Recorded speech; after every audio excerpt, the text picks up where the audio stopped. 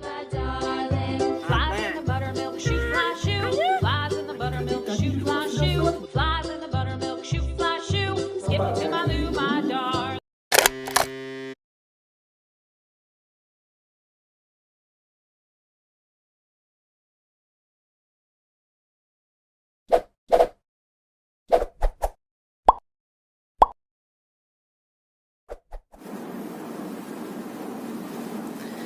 Assalamualaikum warahmatullahi wabarakatuh. Bismillah, hamdan wa syukran lillah, salatan wa salaman ala rasulillah, la hawla wa la quwata illa billah, amma ba'dah. Anak-anakku yang salih-salihah dimanapun kalian berada, semoga Allah senantiasa melindungi dan menjaga kita semua. Jumpa lagi dengan Pak Razak dalam channel YouTube Kak Razak Taha. Hari ini kita akan melanjutkan materi yang sebelumnya kita bahas tentang Daulah Abbasiyah. Bagaimana perkembangan kebudayaan dan ilmu pengetahuan pada masa Daulah Abbasiyah? Mari kita pelajari bersama. Namun sebelumnya mari kita mulai dengan doa. Silakan tangan ditengadahkan, kepala ditundukkan. Kita berdoa dengan khusyuk semata-mata karena Allah, untuk Allah. A'udzu billahi minasy syaithanir rajim.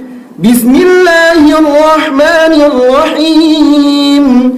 Alhamdulillahi Rabbil Alamin, Ar-Rahmanir-Rahim, Maliki Yawmiddin, Iyyaka na'budu wa iyyaka nasta'in, Ihdinas siratal mustaqim, siratal ladzina an'amta 'alaihim, ghairil maghdubi 'alaihim waladdallin. Amin. Raditu billahi rabba wa bil islami dina wa bi Muhammadin nabiyyan wa rasula. Rabbi zidni ilma warzuqni fahma. Rabbi shrah li sadri wa yassir li amri wahlul 'uqdatam min lisani yafqahu qawli. Amin ya rabbal alamin.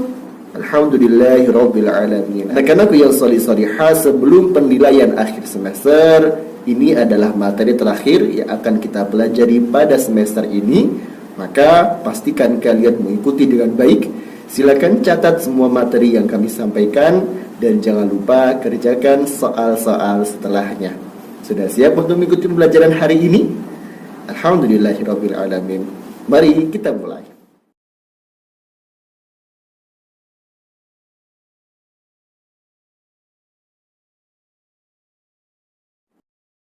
Perkembangan kebudayaan dan arsitektur. Banyaknya gedung yang memiliki nilai arsitektur tinggi menjadi bukti kemajuan kebudayaan pada masa Daulah Abbasiyah.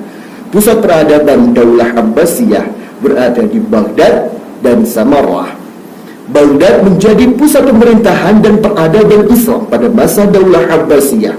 Pusat pemerintahan tersebut didirikan oleh Khalifah Ja'far al-Mansyur pada tahun 762 Masehi. Baghdad berada di tepian sungai Tigris. Pada masa pemerintahan Harun ar-Rasyid, Islam mengalami masa kejayaan. Kejayaan tersebut berlanjut hingga masa pemerintahan Al-Ma'mun. Salah satu faktor utama yang menjadikan Baghdad sebagai pusat peradaban yaitu didirikannya Baitul Hikmah. Bukan hanya Baitul Hikmah, di Baghdad juga didirikan industri kertas pertama yang terbesar dan didirikan pula Universitas Nizamiyah yang terletak di daerah Ar-Rusafah. Masih ingat dengan apa itu Baitul Hikmah? Jika belum, silakan kalian ikuti pembelajaran yang ini.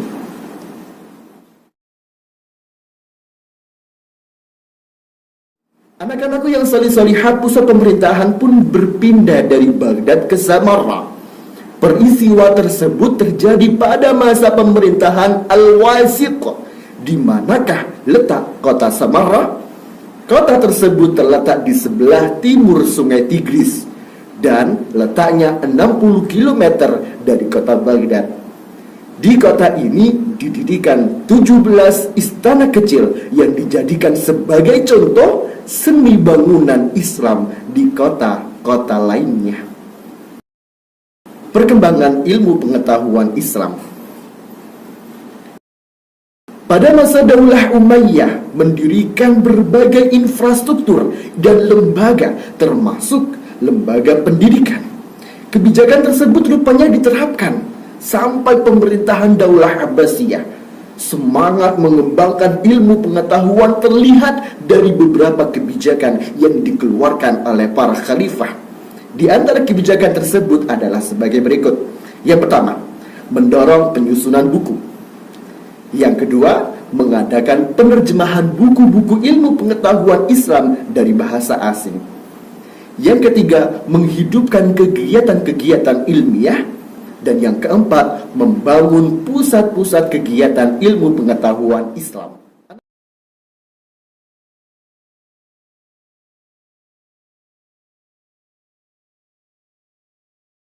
Anak-anakku yang solih-solihah, selain kebijakan-kebijakan tersebut, beberapa faktor lainnya yang juga turut mendukung perkembangan ilmu pengetahuan pada masa Daulah Abbasiyah adalah sebagai berikut. Yang pertama, terjadinya asimilasi antara bangsa Arab dan bangsa-bangsa lain yang lebih dulu mengalami perkembangan dalam bidang ilmu pengetahuan. Pada masa Daulah Abbasiyah ada beberapa bangsa non-Arab yang masuk Islam dan memberi warna baru dalam perkembangan ilmu pengetahuan. Asimilasi dan akulturasi yang terjadi sejak zaman Daulah Umayyah membuka wawasan umat muslim mengenai pentingnya ilmu pengetahuan. Pengaruh keadaan sosial yang demikian mendorong ilmu pengetahuan berkembang semakin pesat. Contohnya, pengaruh kebudayaan Yunani masuk melalui penerjemahan-penerjemahan dalam berbagai ilmu, terutama filsafat. Bangsa Persia berjasa dalam perkembangan ilmu filsafat dan sastra. Adapun pengaruh budaya bangsa India terlihat pada bidang kedokteran, ilmu matematika, dan astronomi.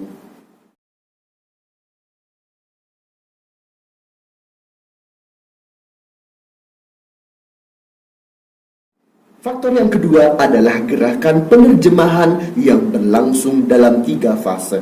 Fase pertama, penerjemahan karya-karya dalam bidang astronomi dan mantik atau logika. Fase ini terjadi pada masa Khalifah Al-Mansyur. Fase kedua, penerjemahan buku-buku dalam bidang filsafat dan kedokteran. Fase ini berlangsung sejak zaman Khalifah Al-Ma'mun hingga tahun 300 Hijriah. Dan fase ketiga, menerjemahkan ilmu dengan mengikuti perkembangan zaman. Fase ini berlangsung setelah tahun 300 Hijriah, terutama setelah adanya pembuatan kertas. Teknologi pembuatan kertas mendukung perkembangan ilmu pengetahuan. Anak-anakku yang solih-solihah, perkembangan ilmu pengetahuan pun akhirnya mengalami kemunduran. Hal ini diakibatkan oleh penyerbuan hulagukan dengan menghancurkan kekayaan ilmu pengetahuan Islam. Mereka membunuh para ilmuwan muslim serta membakar sekolah dan perpustakaan. Mereka juga menghancurkan jutaan buku yang berhasil disusun oleh para ilmuwan muslim. Peristiwa itu menghentikan gerakan keilmuan Islam pada masa Daulah Abbasiyah. Jenis-jenis ilmu pengetahuan yang berkembang. Anak-anakku yang solih-solihah, perkembangan ilmu pengetahuan pada masa ini meliputi beberapa bidang keilmuan. Yang pertama, ilmu hadis. Ilmu hadis muncul pertama kali pada masa pemerintahan Khulafaur Rasyidin dan berkembang pesat hingga pemerintahan Daulah Abbasiyah. Berikut beberapa ilmuwan muslim yang terkenal dalam bidang ilmu hadis.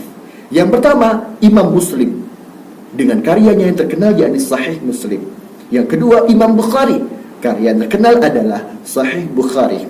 Yang ketiga, Imam Tirmidzi, karyanya yang terkenal yakni Sunan At-Tirmidzi. Yang keempat, Imam Abu Dawud, karyanya yang terkenal yakni Sunan Abu Dawud. Yang kelima, Ibnu Majah, karyanya yang terkenal yakni Sunan Ibnu Majah. Yang keenam, Imam Nasai, karyanya yang terkenal yakni Sunan An-Nasai. Dan yang ketujuh, Imam Malik, karyanya yang terkenal yakni Al-Muwatta. Yang kedua, ilmu fikih. Beberapa ilmuwan yang lahir pada masa Daulah Abbasiyah antara lain Imam Hanafi, Imam Maliki, Imam Syafi'i, dan Imam Hambali.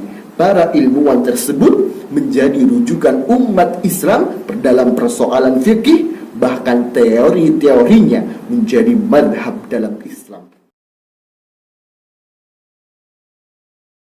Yang ketiga, ilmu tafsir. Beberapa tokoh muslim yang menjadi ahli dalam bidang tafsir adalah satu, Imam Ibnu Atiyah Al-Andalusi, yang karya terkenalnya yakni Al-Muharrarul Wajiz fi Tafsiril Kitabil Wajiz.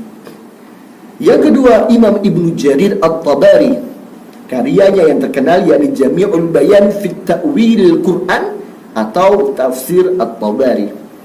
Yang ketiga, Muhammad bin Ishaq.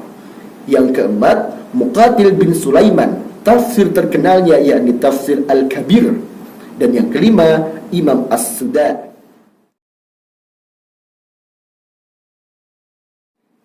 Keempat, bidang ilmu filsafat Islam. Adapun tokoh-tokoh muslim yang terkenal dalam bidang ilmu ini adalah satu, Ibnu Sina dengan karyanya Isyarat wa Tanbih. Yang kedua, Abu Yusuf bin Ishaq atau Al-Kindi, karya terkenalnya yakni Al-Filsafatul Ula. Yang ketiga, Abu Nashr Muhammad bin Tarhan, yakni biasa dikenal dengan Al-Farabi.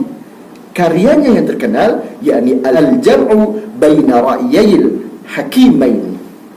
Keempat, Al-Ghazali, karyanya yang terkenal dalam filsafat Islam yakni Maqasidul Falasifah dan Tahafutul Falasifah. Yang kelima, Ibnu Rushd, karyanya terkenal yakni Bidayatul Mujtahid wa Nihayatul Muqtasid. Yang keenam, Abu Bakar Muhammad bin As-Sayyih atau biasa dikenal dengan Ibnu Bajah, karyanya yang terkenal yakni Ittisalul Aqli. Yang ketujuh, Abu Bakar Ibnu Tufail.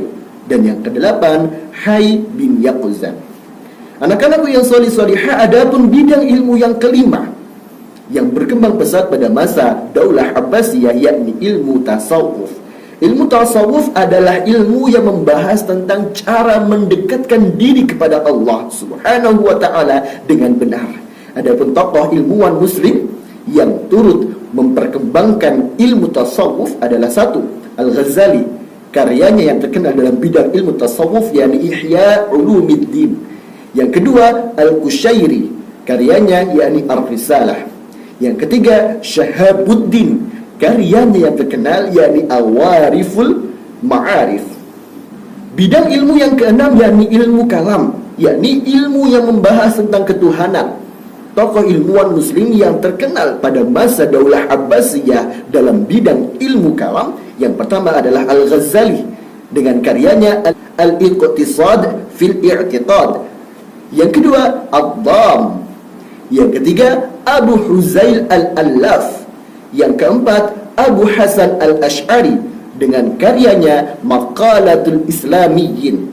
Yang kelima, Wasil bin Atha, karya yang terkenalnya yakni Tabaqat Ahlil Ilmi wa ghairi dzalik. Disiplin ilmu yang ketujuh, ilmu tarikh atau sejarah, yakni ilmu yang mempelajari peristiwa yang telah terjadi pada suatu masa. Tokoh ilmuwan yang terkenal pada disiplin ilmu ini, yang pertama adalah Ibnu Hayyan. Yang kedua, Ibnu Ja'far Muhammad At-Tabari. Yang ketiga, Ibnu Batutah dengan karyanya Tuhfatun Nazzar fi Ghara'ibil Amsar wa Aja'inil Asfar. Panjang. Yang keempat, Ibnu Khaldun. Beliau adalah perumus filsafat sejarah. Yang kelima, Abu Ismail Al-Ajdi. Yang keenam, Al-Waqidi Al-Mas'ud. Beliau adalah pemimpin para sejarawan. Dan yang ketujuh, Khatib Al-Baghdadi, yakni karya terkenalnya adalah Tarikh Baghdad. Disiplin ilmu yang ketujuh, yakni ilmu kedokteran atau dalam bahasa Arab disebut dengan at-tib. Adapun tokoh ilmuwan muslim yang terkenal pada masa Daulah Abbasiyah dalam bidang ilmu at-tib, yang pertama adalah Ibnu Sina. Beliau adalah rujukan bagi ilmuwan-ilmuwan seluruh dunia. Karya terkenalnya yakni Qanun fi Tibi. Yang kedua Ar-Razi, karyanya yang terkenal yakni Al-Hawi, yang membahas tentang penyakit campak dan cacar. Yang ketiga Ibnu Sahal, beliau adalah penemu hukum refleksi atau pembiasan cahaya. Yang keempat Jabir bin Hayyan, beliau dikenal sebagai bapak ilmu kimia. Yang kelima Thabit bin Qurra, karya beliau yakni Fi'ul Qarastun, atau buku yang berisi tentang keseimbangan balok. Yang kesembilan, ilmu matematika. Ada beberapa tokoh ilmuwan muslim yang Masya Allah turut memperkembangkan ilmu matematika. Yang pertama Al-Khwarizmi. Siapa yang tidak kenal dengan beliau? Beliau adalah Bapak Al-Jabar, dan beliau merupakan penemu angka 0. Karya terkenalnya yakni Al-Kitabul Mukhtasar fi Hisabil Jabr wal Muqabalah. Buku ini menjadi rujukan tokoh matematikawan sedunia. Yang kedua, Banu Musa, ilmuwan ahli dalam mengukur permukaan datar dan bulat. Yang ketiga yakni Umar bin Faruhan. Beliau memiliki karya yang dinamakan Quadripartitum.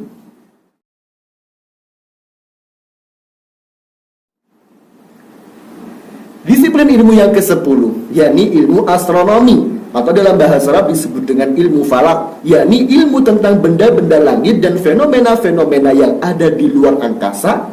Juga ilmu astrologi, yakni ilmu perbintangan yang digunakan untuk memprediksi masa depan. Adapun tokoh ilmuwan yang terkenal pada masa Daulah Abbasiyah, yang pertama yakni Ibnu Rushdi.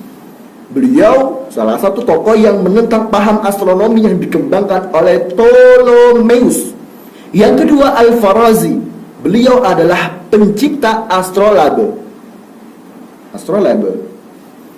Yang ketiga Al-Ghattani, atau dikenal dengan Al-Betaknius. Yang keempat Al-Farghani, dikenal dengan Al-Fragenius. Yang kelima Ibnu Bajjah. Ibnu Bajjah terkenal dengan gagasan, yakni adanya galaksi Bima Sakti. Keren. Yang keenam adalah Ibnu Haytham. Beliau adalah orang yang pertama kali mengubah konfigurasi Ptolemeus. Yang ketujuh Abu Ishaq Az-Zarqali, atau biasa dikenal dengan Arzachel. Beliau adalah penemu teori bahwa orbit planet itu adalah edaran eliptik, bukan edaran sirkular. Yang kedelapan yakni Jabir Batani. Beliau adalah pembuat teropong bintang. Yang kesembilan Raihan Bairuni. Beliau pemilik karya Al-Afarul Bariyah. Dan yang ke-10 adalah Abu Masyar. Beliau menerima gelar Al-Falaki, yakni Abu Masyar Al-Falaki, memiliki kitab yang dinamakan Isbatul Ulum dan Hayatul Falak. Anak-anakku yang solih-solihah, disiplin ilmu yang ke-11 yakni ilmu geografi, dalam bahasa Arab Jugrufiyah atau Jugrafiyah, yakni ilmu tentang bumi dan fenomena di dalamnya. Adapun tokoh ilmuwan muslim yang terkenal pada Daulah Abbasiyah dalam disiplin ilmu ini yakni yang pertama Ibnu Hardazabah, yakni pemilik karya Ahsanut Taqasim fi Ma'rifatil Aqalim. Yang kedua Al-Muqaddasi, beliau pemilik kitab Kitabul Masalik wa Mamalik. Yang ketiga, Yaqut Al-Hanawi. Beliau memiliki karya yakni Mu'jamul Buldan dan Mu'jamul Udabi.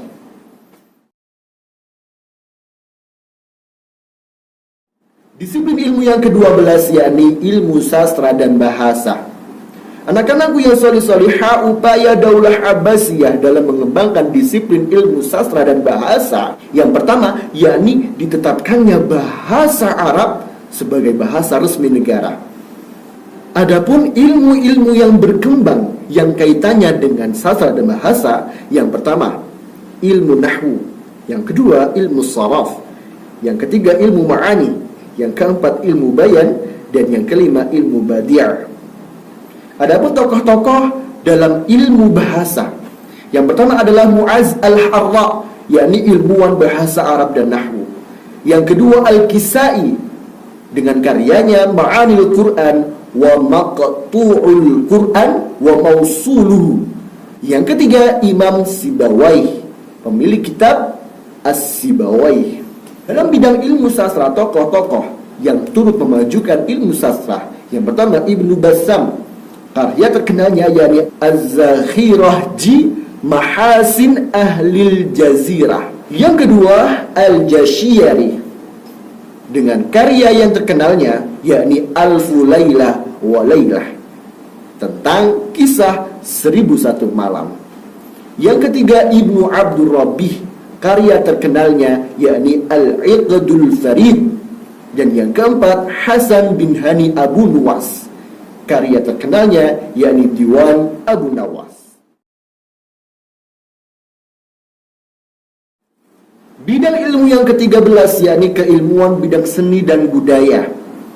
Yang paling masyhur adalah ilmu tentang kaligrafi, seni tulis bahasa Arab.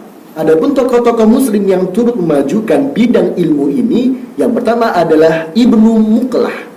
Beliau berjasa dalam pengembangan tulisan kursif karena penemuannya tentang rumus-rumus geometrikal pada kaligrafi.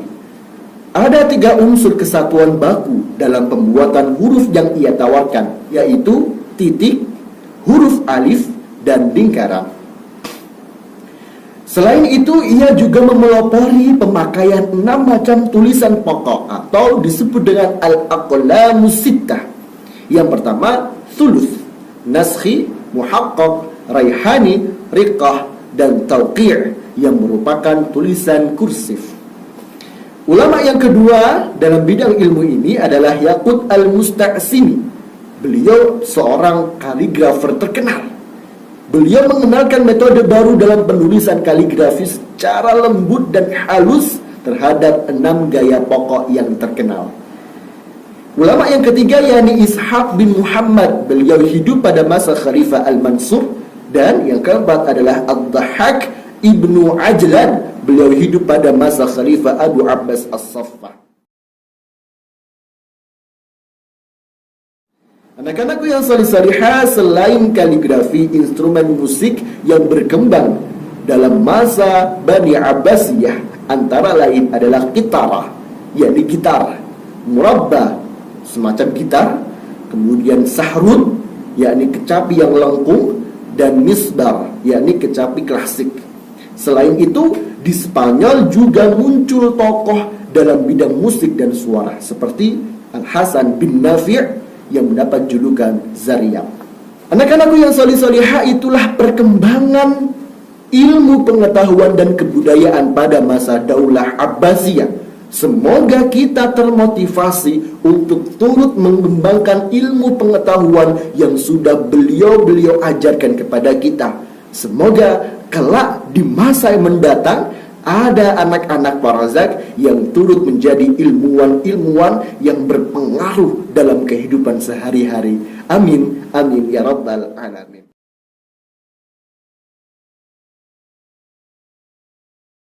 Keteladanan para ilmuwan muslim.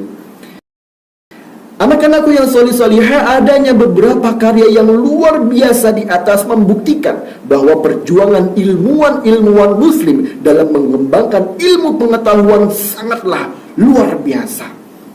Lantas, pertanyaannya, Bagaimana cara meneladani para ilmuwan muslim pada masa Daulah Abbasiyah? Anak-anakku yang salih-salihah, yuk kita ikuti cara meneladaninya. Satu, dengan cara gemar membaca. Jadilah anak yang rajin membaca. Al-Quran ayat pertama yang diturunkan oleh Allah memerintahkan kita untuk iqra, membaca. Karena dengan membaca kita bisa membuka wawasan dunia. Dengan membaca hidup kita akan semakin lebih baik lagi. Maka baca, baca, dan baca. Cara yang kedua adalah bersemangat mengembangkan ilmu pengetahuan. Tak cukup hanya di SMP, kalian harus melanjutkan pendidikan mengembangkan ilmu pengetahuan yang kalian miliki pada jenjang-jenjang berikutnya. Tak ada kata lelah dalam mencari ilmu. Razak doakan semoga di antara kalian lahir ahli-ahli ilmu yang kelak menjadi sukses di dunia dan kelak juga di akhirat. Amin ya rabbal alamin. Dan terakhir tentu dengan cara tekun belajar. Jangan malas-malasan, karena malas adalah syaitan, dan semangat tekun belajar adalah bagian dari iman.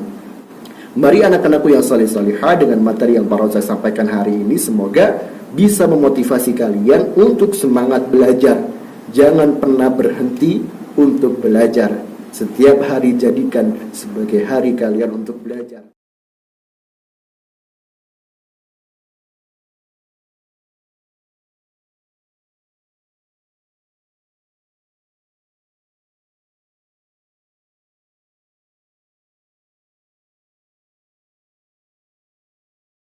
Semoga menjadi ilmu yang bermanfaat, barakah fid dini wa dunya al akhirah.